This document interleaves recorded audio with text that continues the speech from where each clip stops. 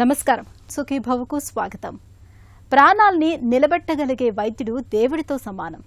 మన గుండె మీద స్టెత్ పెట్టినప్పుడు, మందు చీటి రాసినప్పుడు, సూది మందు వేసినప్పుడు, ఎక్స్రేను చెయ్యెత్తి చూసినప్పుడు, ఆపరేషన్ బల్ల మీద మరేం పర్వాలేదు అన్నప్పుడు, డిశ్చార్జ్ అవుతూ ఉండగా జాగ్రత్తగా ఉండు అని హితవు చెప్పినప్పుడు, డాక్టర్ని వైద్యో నారాయణో హరిహి అని ఎందుకు అంటారో మనకు అర్థమవుతుంది.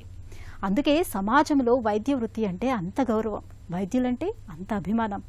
అయితే ప్రతిదీ వ్యాపారమయంగా మారిపోతున్న నేటి పరిస్థితుల్లో వైద్య వృత్తిలో కూడా కొన్ని అవలక్షణాలు కనిపిస్తున్నాయి అనటంలో ఎలాంటి సందేహం అక్కర్లేదు. ఖరీదైన వైద్యం, అవసరం లేని పరీక్షలు, పేషెంట్లకు ఎక్కువగా సమయం కేటాయించకపోవటం, డాక్టర్ పేషెంట్ మధ్య నమ్మకం సడలిపోవటం, ఇలా ఎన్నో మార్పుల్ని మనం గమనిస్తున్నాం. ఈ నేపథ్యంలో వైద్య వృత్తిలో చోటు చేసుకుంటున్న పరిణామాలు, డాక్టర్లు పేషెంట్ల వైపు నుంచి రావాల్సిన మార్పుల గురించి ఇప్పుడు తెలుసుకుందాం.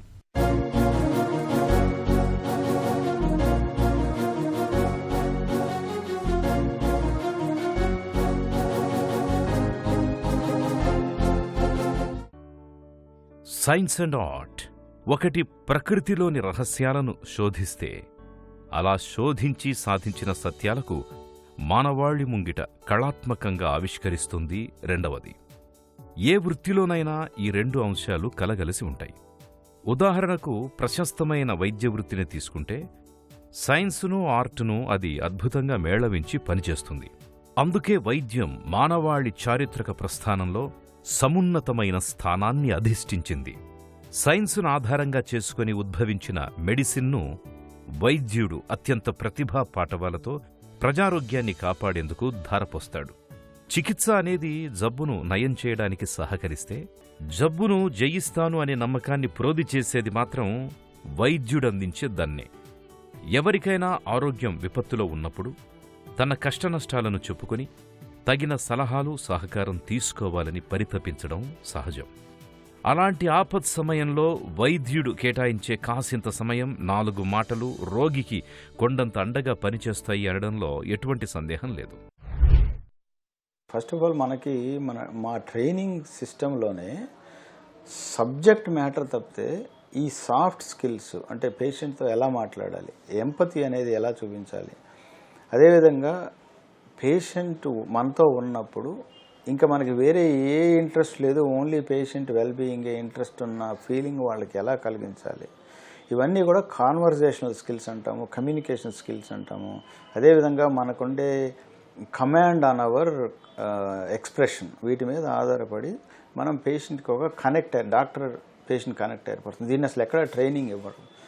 ఇది చాలా వరకు మన సీనియర్సు, మేము ఎవరితో అయితే మా ప్రొఫెసర్స్తో పనిచేస్తామో, లేకపోతే తర్వాత జూనియర్ డాక్టర్గా ఉన్నప్పుడు ఆ కన్సల్టెంట్ ఎవరైతే ఉన్నారో వాళ్ళ ఆ హావభావాలని మనం కూడా కొంత ఆకలింపు చేసుకోవడము, లేకపోతే మన ఓన్ పర్సనాలిటీలో నుంచి కొంత రావడము.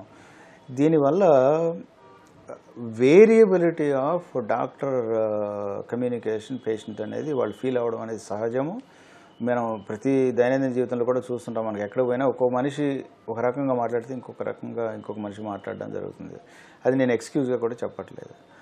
అది ఒకవైపు అయితే, రెండో వైపు ఎక్స్పెక్టేషన్ పేషెంట్ వైపు నుంచి కూడా చాలా ఎక్కువైపోయింది. ఇవాళ ప్రతి జబ్బుకి నిర్ధారణకి, అదేవిధంగా స్ట్రాటజీ, మెడిసిన్సా, ప్రొసీజర్సా, లేకపోతే ఆపరేషన్సా, దేనికైనా కానీ వెల్ ఎస్టాబ్లిష్డ్ సైన్స్ కింద తయారైంది. అదేవిధంగా టెక్నాలజీ కూడా మనకి హెల్ప్ చేస్తుంది ఈ డెలివరీ ఆఫ్ దట్ కేర్లో. కానీ ఈ వేరియబిలిటీ అనేది పేషెంట్స్లో కొంత కన్ఫ్యూజన్ ఉండి వాళ్ళు ఇంకా యాంగ్షియస్గా మన దగ్గరికి వచ్చినప్పుడు మనం వాళ్ళకి క్లియర్గా వాళ్ళ ఏ మానసిక పరిస్థితిలో ఉన్నారో వాళ్ళని ఎలాగా మనం శాంతపరిచి సరైన క్లారిటీతోటి వీలైతే ఒక ఇలస్ట్రేషన్స్ అంటే కంప్యూటర్లో ఇవాళ ఏ ఇమేజ్ అయినా కానీ బోత్ వ్యాధి ఇమేజెస్ ఉన్నాయి, అదేవిధంగా ట్రీట్మెంట్ ఇమేజెస్ కూడా కనపడతాయి. వాటిని కూర్చోబెట్టి ఒక 5 నిమిషాలు ఎక్స్ట్రా స్పెండ్ చేసినందువల్ల వాళ్ళకి క్లారిటీ ఉంటుంది. మాతృదేవో భవ, పితృదేవో భవ, ఆచార్య దేవో భవ. ఈ వరుసలో వైద్య దేవో భవ అనే పదాన్ని కూడా కలుపవచ్చేమో. నిజమే, మాతృగర్భంలో నలుసుగా జీవితం ప్రారంభమైనప్పటి నుంచి బతుకు నావ తీరం చేరేదాకా ప్రతి మజిలీలో ఏదో ఒక రకంగా వైద్యుడి సేవలు అవసరమవుతాయి. అందుకే వైద్యో నారాయణో హరిహి అన్నారేమో మన పూర్వీకులు. వైద్యుడు ప్రత్యక్ష దైవంతో సమానమని అనుకోవడం అతిశయోక్తి కాదు. చంద్రునికో నూలుపోగులా ఇటీవలి కాలంలో వైద్య రంగంలో ప్రవేశించిన వ్యాపార ధోరణి జనావళికి ఇదివరకు వైద్యులపై ఉండే గౌరవం, నమ్మకాల్ని కాస్తో కూస్తో దెబ్బతీస్తుందనే చెప్పాలి. డాక్టర్, రోగి మధ్య ఉండే పవిత్రమైన సంబంధాల్లోకి ఇటీవలి కాలంలో స్వప్రయోజనాలను ఆశించే రాజకీయ నాయకులు చొరబడడం ఏమాత్రం స్వాగతించదగ్గ విషయం కాదు. పాత రోజుల్లో ఏంటంటే లిమిటెడ్ రిసోర్సెస్ తోటి మనం వైద్యం చేయగలిగేవాళ్ళం. అందువల్ల ఏం చేసినా కానీ ప్రజల్లో వీళ్ళు ఒక చాలా గొప్ప మనుషులు, డాక్టర్లే దేవుళ్ళు అనే ఒక రకమైన ఫీలింగ్ ఉండేది. ఇవాళ ఒక కారణం ఏంటంటే lot of knowledge is in public domain. చాలామందికి ఎక్స్పీరియన్స్ కూడా హాస్పిటల్కి వచ్చే ఎక్స్పీరియన్స్లు ఉంటాయి. అందువల్ల ఒక పర్సనల్ డాక్టరు ఆ సాఫ్ట్ స్కిల్స్, వాళ్ళని ఎంపతి తోటి ఒక మంచిగా ఒక 5 నిమిషాలు సరైన వాయిస్ తోటి వాళ్ళకి స్పెండ్ చేయలేకపోతే బయటకు వెళ్ళినప్పుడు వాళ్ళు అన్హ్యాపీగా ఫీల్ అవుతారు. దేవుడు కాదు, ఇల్లేంటి ఇలా ఉన్నారు, కమర్షియల్గా ఉన్నారు అనే ఫీలింగ్ వస్తుంది. అదేవిధంగా హాస్పిటల్ బిల్స్ సెటిల్ చేసేటప్పుడు 100 రకాల కాస్ట్ ఇన్వాల్వ్ అవుతాయి. అందులో కనీసం ఒక 10-12 డిఫరెంట్ డిసిప్లిన్స్ సర్వీసెస్ ఇవ్వాల్సిన అవసరం ఏర్పడుతుంది. ఒక హౌస్ కీపింగ్, ఒక సెక్యూరిటీ, ఒక నర్సు, ఒక ఆయమ్మ, లేకపోతే ఒక మెయింటెనెన్స్ వాళ్ళు, కనపడని సర్వీసెస్ కూడా దానిలో ఉంటాయి. They are all cost. Hospitals, other industries, especially software industry లాగా, బయోటెక్నాలజీ ఇండస్ట్రీ లాగా సబ్సిడీస్ అసలు గవర్నమెంట్ నుంచి ఎక్కడ హాస్పిటల్ సర్వీసెస్కి లేవు. సో అవి ఇంకొక కారణం. సో ఈ కాస్ట్ వచ్చేటప్పటికి వాళ్ళకి చాలా ఎక్కువగా కనపడి ఇదేంటిది మేము ఏదో అనుకొని వస్తే ఏదో అయిందనే ఆ మిస్అండర్స్టాండింగ్తో కూడా కమర్షియల్ అయిపోయారు. ఇంతకుముందు దేవుళ్ళు అనేవాళ్ళు అలా ఉండేది. ఇంతకుముందు ఒక నర్సింగ్ హోమ్కి పోతే అన్నీ అక్కడే జరిగాయి. ఇప్పుడు అలా జరగట్లేదు. స్పెషాలిటీస్ బాగా ఎలివేట్ అయిపోయి సబ్ స్పెషలైజేషన్, ఒక హార్ట్ సర్జరీలోనే ఇప్పుడు 5 రకాల స్పెషలిస్టులు ఉంటారు. పిల్లలు అనేవాళ్ళు, వాల్వ్స్ అనేవాళ్ళు, బైపాస్ అనేవాళ్ళు, హార్ట్ ఫెయిల్యూర్ అనేవాళ్ళు, ఇలా రకరకాల జబ్బులకి విదిన్ ఒక సిస్టంలోనే 4-5 స్పెషలిస్టులు ఉంటారు. వీటన్నిటి వల్ల ఏ ఒక్కళ్ళు సరైన రెస్పాన్స్ ఇవ్వకపోయినా కానీ ఆ concept of God like status కింద పడిపోవడం అనేది సహజమే. అందువల్ల నా ఉద్దేశంలో సొసైటీలో కూడా ఈ డాక్టర్లు దేవుళ్ళు అనే కాన్సెప్ట్ పోవాల్సిన అవసరం ఉంది. వాళ్ళు అన్ని రకాల స్కిల్డ్ ప్రొఫెషనల్స్, నాలెడ్జ్ ప్రొఫెషనల్స్ మనకి ఆరోగ్యాన్ని రెస్టోర్ చేసే వన్ ఆఫ్ ద సర్వీసెస్ అన్న భావంతో వస్తే ఫస్ట్ ఆఫ్ ఆల్ మన ఎక్స్పెక్టేషన్స్ కూడా కొంత లోగా ఉంటాయి. దానికి ఈక్వల్గా సర్వీసెస్ రెండర్ చేసినట్టయితే there won't be any gap. మనలో కొందరు నాస్తికులు ఉండొచ్చు. జీవితంలో ఒక్కసారి కూడా గుడి, మసీదు, చర్చిలకు వెళ్లకపోయి ఉండొచ్చు. కానీ ఆ నాస్తికులు కూడా ఏదో ఒక సందర్భంలో హాస్పిటల్ మెట్లు ఎక్కకుండా జీవితాన్ని దాటలేరు. అందుకే వైద్యుడు లేని చోటున చప్పున వదిలిపెట్టాలని శతకకారుడు చెప్పాడు. డాక్టర్ లేని చోటు అంటువ్యాధులకు, వ్యాధి కారకాలకు నిలయం లాంటిది. అలాంటి చోటు నివాసం ఉండటం అంటే విలువైన మన ప్రాణాల్ని పణంగా పెట్టడమే. వైద్య వృత్తిలో చోటు చేసుకుంటున్న పరిణామాలు, డాక్టర్లు, పేషెంట్ల వైపు నుంచి రావాల్సిన మార్పుల గురించి ఇప్పుడు తెలుసుకుందాం.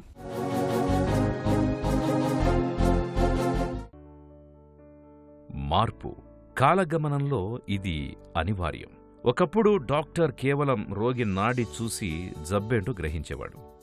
కానీ ఇప్పుడు 5-6 పరీక్షలు చేసిగాని రోగ నిర్ధారణ చేయట్లేదు. నిజానికి సైన్స్ అందించిన ఆధునిక టెక్నాలజీని అందిపుచ్చుకోవడం స్వాగతించదగ్గదే. అయితే ఇందులో వ్యాపార దృక్పథం ప్రవేశించడమే అటు డాక్టర్ని, ఇటు పేషెంట్లను ఇద్దరినీ ఇబ్బందులకు గురిచేస్తోంది. ఒకప్పుడు డాక్టర్ చెప్పిందే వేదమని, డాక్టర్ ఇచ్చిందే పరుసవేది అని పేషెంట్లు భావించేవారు. కానీ ఇప్పుడు సెకండ్ ఒపీనియన్ తీసుకోవడం, సొంత వైద్యం చేసుకోవడం, ముహూర్తాలు పెట్టుకుని మరి ఆపరేషన్లు చేయించుకోవడం లాంటి పేషెంట్ల వైపు కనిపించే తప్పిదాలు కూడా ఉన్నాయి. ఇవాళ రోజుల్లో ఎస్పెషలీ గూగుల్ వచ్చిన తర్వాత, అందరి చేతికి ఒక స్మార్ట్ ఫోన్ వచ్చిన తర్వాత దీన్ని అసలు మనం we can't wish it away, అది జరుగుతుందండి. అందులో ఇప్పుడు ఏంటంటే ఇంగ్లీష్ రాని వాళ్ళకు కూడా తెలుగులో ఎటువంటి ఇన్ఫర్మేషన్ కావాల్సి వచ్చినా కానీ అది అందించే ప్రక్రియ కంప్లీట్గా ఈజీ అయిపోయింది. రూరల్ ఏరియాస్లో కూడా యూట్యూబ్ అంటే గూగుల్ అంటే అన్నీ తెలిసిపోయినాయి. సో దానివల్ల ఇది మనం we can't take it away. ఇంకా వరుస అయ్యే పరిస్థితి ఏంటంటే ఏఐ ఆర్టిఫిషియల్ ఇంటెలిజెన్స్ ద్వారా ఇంకా ఎక్కువ ఇన్ఫర్మేషన్ పేషెంట్ అసలు హాస్పిటల్కి వచ్చే ముందే చాలా ఇన్ఫర్మేషన్ తోటి వస్తారు. అన్ఫార్చునేట్లీ ఏంటంటే బికాజ్ వాళ్ళకి అసలు నెససరీ బ్యాక్గ్రౌండ్ లేదు కాబట్టి ఈ ఏఐ ఇచ్చిన ఇన్ఫర్మేషన్, గూగుల్ ఇచ్చిన ఇన్ఫర్మేషన్ రాంగ్ ఇంటర్ప్రిటేషన్ తోటి, రాంగ్ క్వశ్చన్స్ తోటి కూడా రావడం జరుగుతుంది. అది ఆ కాన్వర్జేషన్లో ఇది బయటికి రావడం వల్ల కొంతమంది డాక్టర్లు దాన్ని ఇంటెలిజెంట్గా హ్యాండిల్ చేయలేక ఇరిటేట్ అయ్యే పరిస్థితి కూడా ఉండొచ్చు. సో దానివల్ల మనం ఇచ్చే సలహా కూడా సరైన పద్ధతిలో వాళ్ళకి ల్యాండ్ అవ్వకపోవచ్చు వాళ్ళ మీద. సో అది ఒకటైతే, రెండోది ప్రతి పర్సను నాకు ఇలా ప్రాబ్లం ఉందంటే వాళ్ళు డాక్టరో కాదో కానీ వాళ్ళకి ఏదో ఒక ఒపీనియన్ ఎక్స్ప్రెస్ చేస్తారు.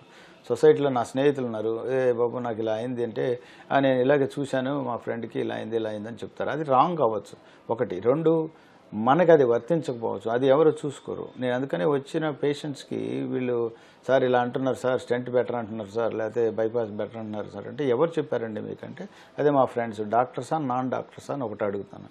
ఏ ఒక్క డాక్టర్కి ఫుల్ అవగాహన ఎంటైర్ డిసీజ్ సిస్టంలో ఉండదు. అందువల్ల పేషెంట్స్ వచ్చే ముందే చాలా క్లియర్గా నాకు ఇగో వీటి మీద నాకు అవగాహన కావాలి, వాళ్ళు ఇలా చెప్పారు వీళ్ళలా చెప్పారు మీరేం చేస్తున్నారని అడగాల్సిన పని లేదు. ఎందుకంటే యు ఆర్ గోయింగ్, ఆ డాక్టర్ దగ్గరికి వెళ్తుంది వాళ్ళు ఈ జబ్బు గురించి ఆ స్పెషలిస్ట్ ఒపీనియన్ కోసం అడుగుతున్నాం. సో అందువల్ల ఆ ఎక్స్పెక్టేషన్స్ లేకుండా సింపుల్గా ఇగో నాకు దీని మీద డౌట్స్ ఉన్నాయి, దీని మీద గురించి చెప్పండి అని, దాని తర్వాత మీరు డెసిషన్ తీసుకోవచ్చు. రెండోది ఏంటంటే మన వెస్ట్రన్ సొసైటీస్లో తీసుకుంటే యూఎస్లో కానీ యూకేలో కానీ ముందు జనరల్ ప్రాక్టీషనర్ లేకపోతే ఫ్యామిలీ ప్రాక్టీషనర్ దగ్గరకు వెళ్తారు. వాళ్ళు కొంత వ్యాధి నిర్ధారణ లేకపోతే వాళ్ళకి అవగాహన లేకపోతే వాళ్ళు అప్రోప్రియేట్ స్పెషలిస్ట్ దగ్గరికి పంపిస్తారు. అక్కడి నుంచి సూపర్ స్పెషలిస్ట్ దగ్గరికి వెళ్తారు. సో దీనివల్ల ఒక సిస్టమేటిక్గా ఆ ప్రాబ్లం గురించి ఓ సొల్యూషన్ అనేది దొరకడానికి అవకాశం ఉంటుంది. డైరెక్ట్గా సూపర్ స్పెషాలిటీ దగ్గరికి వెళ్తే వాళ్ళ దగ్గరికి ఆన్సర్ రాకపోతే then you get disappointed, plus unhappiness కూడా క్రియేట్ అవుతుంది. And that is definitely not going to help. మన వ్యాధిని సరైన పద్ధతిలో ట్రీట్ చేసుకునే అవకాశము, తొందరగా జబ్బు నయమయ్యే పరిస్థితి కూడా ఉండకపోవచ్చు ఒక్కొక్కసారి. ధన్వంతరి, సుశ్రుతుడు, చరకుడు ఇలా ఎందరో మహనీయులు జన్మించిన గడ్డ మనది. వీరంతా కూడా తమ జీవితాన్ని వైద్య సేవకే అంకితం చేసిన గొప్పవారు. నిజానికి ఆ కాలంలో వైద్యులు వైద్య విద్య, ప్రాక్టీసు రెండింటినీ ఏకకాలంలో ఆచరణలో పెట్టేవారు. కాలక్రమేణా వైద్య విద్యను ముందు అభ్యసించడం, ఆపై ప్రాక్టీసులోకి వెళ్లడం అన్నది ఉనికిలోకొచ్చింది. ఇటీవలి కాలంలో ఉనికిలోకొచ్చిన రకరకాల స్పెషాలిటీస్తో కలిపి వైద్య విద్యను పూర్తి చేయడానికి కనీసం ఎంత లేదన్నా 10 నుండి 15 ఏళ్లు పడుతుంది. ఇంతకాలం చదువుల్లో మునిగి ఆపై ప్రాక్టీస్లో కుదురుకొని ఆ తర్వాత జీవిత ప్రయాణాన్ని మొదలు పెట్టడం అన్నది ఓ రకంగా కత్తిమీద సామే. ప్రాక్టీస్ మొదలుపెట్టాక సవాల్ విసిరే ఎన్నో కేసులను ఒడుపుగా గుట్టువిప్పి దానిని ఛేదించి జయించే సంఘటనలు అటు సదరు వైద్యులకు, సగటు మనిషికి కూడా ఎంతో ఆసక్తికరంగా, స్ఫూర్తివంతంగా అనిపిస్తాయి. మెడికల్ కాలేజీలు మేము 50 ఏళ్ల క్రితం లేకపోతే 70 ఏళ్ల క్రితం మన సీనియర్స్ వాళ్ళందరూ ఎలాగ ట్రైన్ అయ్యారో ఇవాళ కూడా అదే కరిక్యులము అదే పద్ధతిలో ట్రీట్ చేస్తున్నారండి. కాకపోతే సబ్జెక్ట్ మ్యాటర్ ఎక్స్పాండ్ అయింది, గైడ్స్ అనేవి వచ్చినాయి, ఈజీగా ఎలా పాస్ అవ్వాలో వచ్చింది, అవన్నీ ఉన్నాయి. కానీ కరిక్యులం అయితే మేజర్గా ఇన్ ఎనీ వే మారలేదు. ఆ ఎనాటమీ, ఫిజియాలజీ, అదేవిధంగా సర్జరీ, గైనకాలజీ, మెడిసిన్ ఇలాగే ఎంబీబీఎస్ అయిపోయి బయటకు వస్తున్నారు. ఎక్కువ శాతం మంది ఇంతకుముందు మెజారిటీ మన ఈ 2 తెలుగు రాష్ట్రాల్లో చూస్తే మెజారిటీ కాలేజెస్ అన్నీ కూడా గవర్నమెంట్ కాలేజెస్, అసలు ప్రైవేట్ కాలేజెస్ అనేవి లేవు. నేను తప్పు పట్టట్లేదు, ఇందులో మనకి ఇంకా చాలా అవసరం ఉంది కాబట్టి ప్రైవేట్ కాలేజెస్ అవసరమే. కాకపోతే ఏమైందంటే దానిలో మనీ అనేది ట్రాన్సాక్షనల్గా లేదు. అందువల్ల మైండ్ సెట్ కూడా ఫైనాన్సెస్ మీద అనేది లేకుండా నేర్చుకునే దాని మీద, తర్వాత మన ఫ్యూచర్ ఎలా ఉంటుంది అనే దాని మీద, హైయర్ స్టడీస్ ఎలా చేయాలనే దాని మీద ఫోకస్ అయింది. ఇవాళ ప్రైవేట్ మెడిసిన్ అది వచ్చిన తర్వాత అసలు ఎడ్యుకేషనే చాలా ఎక్స్పెన్సివ్ అయిపోయింది చాలామందికి. ప్రైవేట్ మెడికల్ కాలేజెస్ ఇప్పుడు గవర్నమెంట్ మెడికల్ కాలేజెస్ కంటే చాలా ఎక్కువ ఉన్నాయి. ఇప్పుడు ప్రయత్నం జరుగుతుంది గవర్నమెంట్ కాలేజ్ కూడా స్టార్ట్ చేయడానికి. కాకపోతే ఏంటంటే దానివల్ల బయటకు వచ్చే స్టూడెంట్స్ ఆల్రెడీ దే ఆర్ ఒక మనీ మ్యాటర్స్లో చాలా ఎక్కువగా ఇన్వాల్వ్ ఉంటుంది. అది తప్పు రైట్ అని నేను మాట్లాడట్లేదు. ఐఎమ్ సేయింగ్ మైండ్ సెట్ అలాగా ఫైనాన్షియల్ మైండ్ సెట్లో బయటకు వస్తున్నారు. త్వరగా నేను బాగా సంపాదించాలనే ఒక యాటిట్యూడ్తో వస్తున్నారు. దానికి తగ్గ నాలెడ్జ్, స్కిల్స్ కానీ, especially communication and patient concern కానీ కొంత తక్కువైపోయినాయి. అదేవిధంగా ట్రైనింగ్లో చాలా చాలా లోపాలు ఉన్నాయి. బికాస్ దెర్ ఇస్ మన సర్వీసెస్ మెడికల్ కాలేజీ ఎస్టాబ్లిష్మెంట్ చాలా ఫాస్ట్గా జరుగుతుంది. దానికి తగ్గ ఫ్యాకల్టీ అనేది ఇంకా మనం క్రియేట్ చేయలేకపోయాం, ఎస్పెషలీ నాన్ క్లినికల్ సబ్జెక్ట్స్లో. వీటి వల్ల కూడా సబ్జెక్ట్ అండర్స్టాండింగ్లో కొంత గ్యాప్ ఉంది. ఇప్పుడు లాట్ ఆఫ్ డిజిటల్ టూల్స్ వచ్చినాయి. దే ఆర్ ఆల్సో ట్రైనింగ్లో, టీచింగ్లో ఉపయోగపడే వీడియోస్, రెఫరెన్స్లు అవన్నీ కూడా ఇన్కార్పొరేట్ చేసి ఈ వీడియో టీచింగ్ కూడా స్టార్ట్ అయింది. So over a course of next 5-10 years ఇవన్నీ ఇంప్లిమెంట్ చేయగలిగితే, కరికులం మార్చగలిగి ఈ soft skills, communication skills, honesty ఇవన్నీ కనుక చెప్పగలిగితే they will be a different set of people who will be delivering. అప్పటిదాకా అన్లెస్ ఇండివిజువల్గా మీరు ఇంట్రెస్ట్ లేకపోతే ఇలాంటి గ్యాప్స్ క్రియేట్ అవుతూనే ఉంటాయి. హాస్పిటల్లో విధివశాత్తు ప్రాణాలు కోల్పోయిన రోగులు ఉంటారు, కానీ వైద్యం చేస్తూ డాక్టర్లు మరణించరు. అయితే కరోనా మహమ్మారి కాలంలో రోగులతో పాటు వారికి వైద్యం చేసిన డాక్టర్లు సైతం మరణించిన విషాద సన్నివేశాలను మనం చూసాం. ఈ నేపథ్యంలో పవిత్రమైన వైద్య వృత్తిలో చోటు చేసుకుంటున్న పరిణామాలు, డాక్టర్లు, పేషెంట్ల మధ్య సంబంధాల గురించి మరిన్ని వివరాలను ఇప్పుడు తెలుసుకుందాం. ఏ మందు మాకులేని ప్రాచీన కాలం నుండి ప్రమాదకరమైన క్యాన్సర్లకు సైతం మందుల్ని ఆవిష్కరించిన వైద్యరంగం పురోగతి నిజంగా అపూర్వం, అనన్య సామాన్యం. అనారోగ్య కారకాలను పసిగట్టడంలోనూ, జబ్బుల తీరుతెన్నులను విశ్లేషించడంలోనూ, వ్యాధుల్ని నయం చేయడంలోనూ, వాటిని నివారించడంలోనూ వైద్యరంగం నేడు ఎంతో అభివృద్ధిని సాధించింది. వైద్యరంగ ఈ ప్రస్థానం అభినందనీయం, అభిలషణీయం. అయితే మన వైద్యరంగం ఎంతసేపు సొంత పరిశోధనలపై కాక విదేశీ పరిశోధనల ఫలితాల మీద ఆధారపడ్డం అన్నది మాత్రం కాస్తంత నిరుత్సాహపరిచే అంశం. మన ఆహారపు అలవాట్లు, జీవనశైలి, ఆలోచనలు, సామాజిక నేపథ్యం, ఇక్కడ తలెత్తే నిర్దిష్ట ఆరోగ్య సమస్యలు, వీటికి అనుగుణంగా రీసెర్చ్ జరిగితే బావుంటుంది అనేది ఓ వాదన. ఆ దిశగా ప్రభుత్వం చర్యలు చేపడితే భేషుగ్గా ఉంటుందని డాక్టర్ల ఆకాంక్ష. మన వైద్యరంగంలో సొంతంగా పరిశోధనలు పెరగాల్సిన ఆవశ్యకత ఉంది. మన ఎంటైర్ మెడికల్ ఫీల్డ్లోనే ఇండివిజువల్గా ఇంట్రెస్ట్ ఉండి రీసెర్చ్ చేసే వాళ్ళే ఎక్కువ ఉన్నారు, కానీ సిస్టమ్ డెవలప్ అవ్వలేదండి. ఒకటేంటంటే అసలు దానికి ఐడెంటిఫైడ్ రెమ్యూనరేషన్ కానీ, దాని కాంపెన్సేషన్ కానీ క్రియేట్ కాలేదని. ఒక రీసెర్చ్ చేయాలంటే ఒక 6 రోజులు మనం పనిచేస్తుంటే వెస్ట్రన్ సొసైటీస్లో 1 day కంప్లీట్గా ఆఫ్ ఇస్తారు. ఆఫీస్కి వచ్చినా కానీ వాళ్ళు అసలు పేషెంట్ని చూడరు, అదేవిధంగా లేకపోతే ఆపరేషన్ థియేటర్కి వెళ్ళదు, లేకపోతే రౌండ్స్ చేయదు. ఒక ½ a day 1 day ఫుల్గా ఐడెంటిఫైడ్ టైమ్ ఫర్ రీసెర్చ్ అని పెడతారు. అదేవిధంగా దానికి ఎండ్ ఆఫ్ ది ఇయర్లో ఆడిట్ చేసి దాని మీద ఇన్సెంటివైజేషన్ ఉంటుంది. లేకపోతే ఇన్సెంటివైజేషన్ అంటే మనీయే కాదు, రికగ్నిషను, పబ్లికేషన్స్లో ఇంటర్నేషనల్ కాన్ఫరెన్స్కి వెళ్ళి పబ్లిష్ చేయడానికి, ప్రజెంట్ చేయడానికి సపోర్ట్, ఇలాంటివన్నీ కూడా ఇన్సెంటివైజేషన్లే.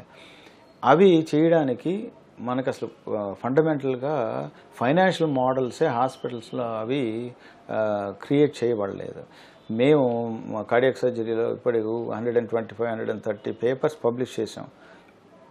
దట్స్ బికాజ్ నా కొలీగ్ డాక్టర్ లోకేష్ రావు ఎక్స్క్లూజివ్గా రీసెర్చ్లో ఇంట్రెస్ట్ ఉండబట్టి మేము రీసెర్చ్ గురించి ఆలోచించి మన ఎక్స్పీరియన్స్ ద్వారా మనం ఏమి నేర్చుకుంటున్నాం, ఇది మన భావితరాలకు ఎలాగ మేము పాస్ ఆన్ చేయగలం, ప్రభావితం చేయగలం అనే ఒక ఆరాటం ఉంది కాబట్టి చేయగలిగాం.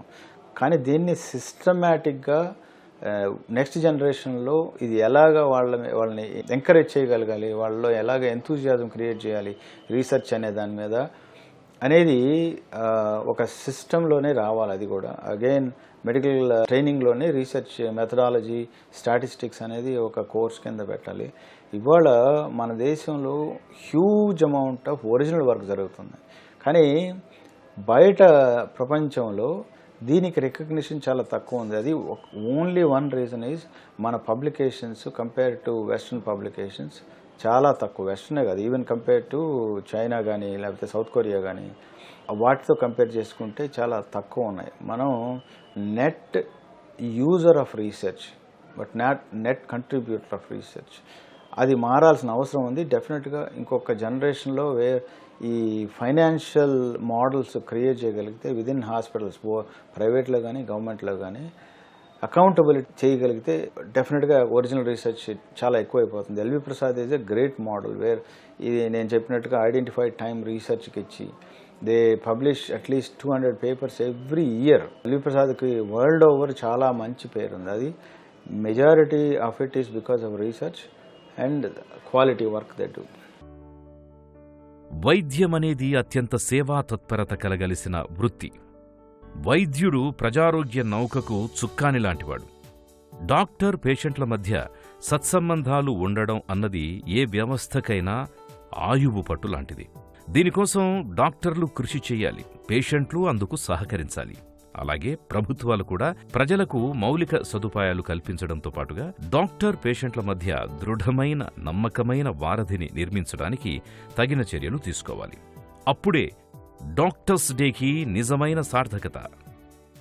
డాక్టర్లు దేవుళ్ళు కాకపోవచ్చు, కానీ కళ్ల ముందు కనిపించే ప్రత్యక్ష దైవాలుగా చెప్పుకోవచ్చు. అయితే వైద్యం ఖరీదు కావడం పట్ల, డాక్టర్ అందరాని వాడు కావడం పట్ల ఎవరికైనా అభ్యంతరం ఉండటం సహజమే. కానీ ప్రతి మంచి వైద్యుడు తన అంతరాత్మ ఎదుట రోగి పక్షాన్నే ఉంటాడు. అలాంటి ప్రతి వైద్యునికి కృతజ్ఞతను మనం తప్పకుండా తెలుపుకోవాలి.